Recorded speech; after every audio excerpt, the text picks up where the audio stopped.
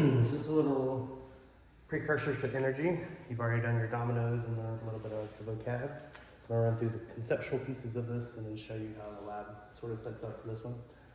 Energy is basically the ability to do work.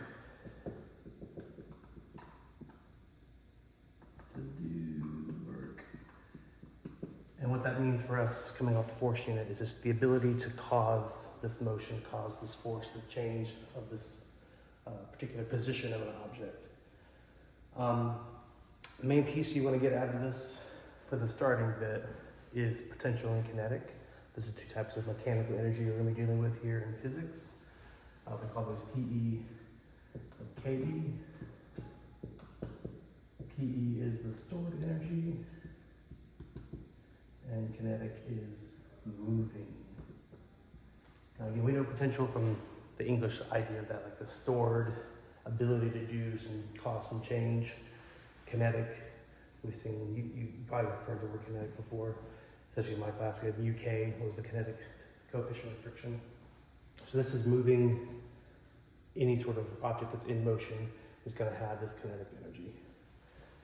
Now in the formula of the sheet, we have two variations of PE. We're only going to be focused on the gravity one first. So it's dependent on the mass of gravity. We've seen that. That's the force of gravity, mg, times the height.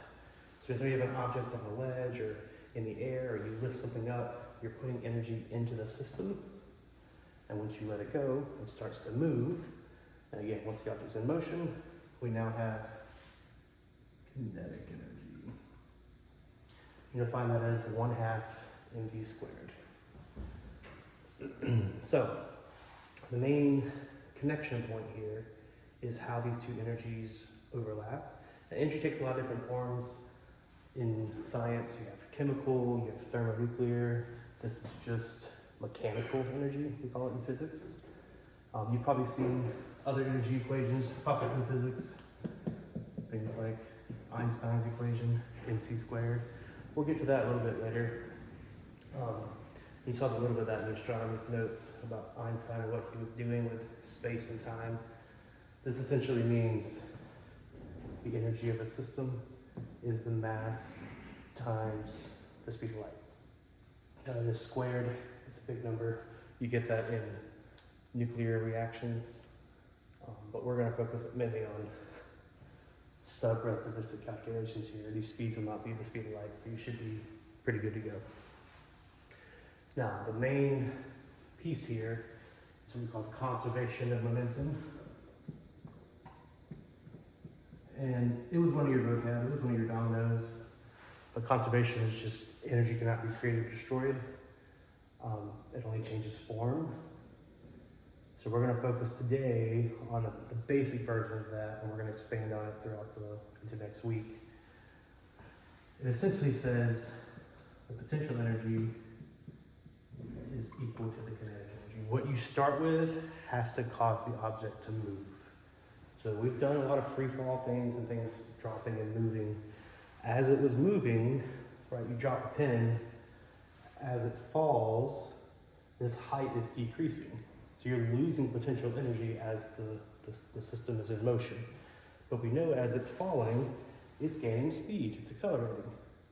So there's this interplay between the two. As you drop, you become a moving object. So technically, there's still some PE left in the system based on what height you're still at. But at any given point in the motion, if you know how much height is left, you can find the leftover energy went to the kinetic energy. Before we're looking at today, we're going to make this real simple. We're going to start at the top of a drop and see what happens right before it hits the bottom. So all the potential energy went into kinetic energy. All of it was conserved. So what we actually say here is mgh is equal to 1/2 mv squared. Terrible squared. So that is the conservation of energy. It's turning this PE that we can really easily calculate, right? It's just based on height, get a meter stick. And then figuring out, based on where the object is left, what is the velocity? And we've found velocity in basically every lab. up into astronomy, and some of that technically was velocity. We didn't call it that. The period from yesterday was related to the velocity. But velocity is always a tough measurement to get. You gotta get accurate times, you gotta do slow-mo. There's a lot of inaccuracies. There's other ways to find it and calculate it with objects in free fall. But we know the air resistance causes some issues. We saw that last week. So what we're looking at here is energy is a different way to do kinematics, which was unit 1, a different way to think about tracking systems. It actually gets a lot easier. Traditionally, this is the easiest unit for students to conquer because the math is quite a bit easy. There's really only one equation we're manipulating. There are some extra terms that we're going to add on as we go throughout the week, but starting out, it's pretty straightforward. So, what we're going to set up here, this lab is called the conservation of energy. We're going to see, is this statement true? Now, conservation is a big thing in physics. There are a lot of quantities that are conserved. Mass is a big one. Probably learned that in elementary school. We also have momentum and charge. Other things we're going to see that follow this conservation principle. We're going to start here with PE and KE today. And pretty simply, we're going to get back to some basics here. We're going to have a ramp on the edge of a table. We've done that lab a couple of times, different variations from projectiles to kinematics. But today we're really interested in the energy of the system. So we're going to use a ball, marble, whatever. We'll find some spheres. And we're going to roll it off the table, and it's going to become a projectile. It's going to hit the ground. Now we've done that calculation several times.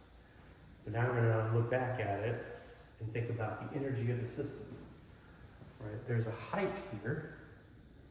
I'll try to write big for the camera there. There's a height there that's generating some of this PE. And when it gets right here, that height, as far as the table is concerned, the system of the table is now 0. So all that energy turned into kinetic energy. And we know it's got kinetic energy, we know it's got a velocity. We've done that lab, velocity off the table. That was the Phoenix project. If we know where this lands, and we can figure out the time, and work this backwards, do a little projectile math, we can find this velocity back out. And then what we can do is we'll have both halves of this equation, PE and KE, and they should be the same value. They should be a conserved quantity. We're going to see if that's what you're testing. Your variable will be height, and we've done that a couple times. You'll just change the height of the books or whatever it is you have stacked up on the ramp. However you set your ramps up is fine. If there's a timing thing, it's pretty straightforward setup, and that's what energy allows. So a lot cleaner setups that are more accurate. But today we're really checking, was this energy conserved? Is PE equal to KE? The lab's going to have you do what's called delta energy, or change in energy. And all that's going to be is PE minus KE. And if they're the same number, this value should be 0. Right? What you started with is what you ended with, so that they cancel out. So after you finish dominoes, you've watched this video, you can come in, grab some books, get the setup going, and we'll pick up here, do the energy calculation. It's pretty straightforward. I do have on the lab, when we pull it up, a lot of the review of this calculation to do the projectiles. I know it's been a few weeks. We took a week off with astronomy, getting back into kinematics and mechanical side of this class. Make sure you have all your maths accounted for.